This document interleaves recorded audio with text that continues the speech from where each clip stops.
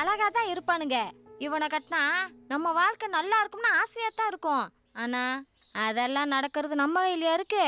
ஆசைப்பட்டவனோட தான் வாழுவேன்னு பொம்பளைங்க வீம்பு பண்ணியிருந்தா இங்க முக்காவாசி பேத்து கல்யாணமே ஆயிருக்காது. என்னவ பாக்குறவ, இவளுக்கும் அப்படி ஏதாவது இருந்திருக்குமோன்னு பாக்குறியோ? எனக்கு மட்டும் இல்ல, கண்டிப்பா எல்லாத்துக்குள்ள எவனாவது ஒருத்தர் இருந்திருப்பான். 2 பேர் சொல்லியிருப்பாக, ஒருத்தர் சொல்லாமல உள்ளுக்குள்ளே வச்சிருந்திருப்பாக. அவ்வளவுதான் வித்தியாசம். சொன்னா நம்ப மாட்ட, உன் சித்தியும் காதலிச்சிருக்கேன். காலேஜில் செகண்ட் இயர் படிக்கும்போது அதுவா தேடி வந்துச்சு. 2 வருஷம் நான் இல்லாம நீ இல்லை, நீ இல்லாம நான் இல்லைன்னு ஒரு வாழ்க்கை. வீட்டுக்கு தெரிஞ்சு ஒரே கலேபரம். பெரியவங்க பிடிவாதமா இருந்துட்டாக. கடைசியா 2 பேரும் சேர்ந்து முடிவு பண்ணி கல்யாணமும் பண்ணிக்கிட்டான்.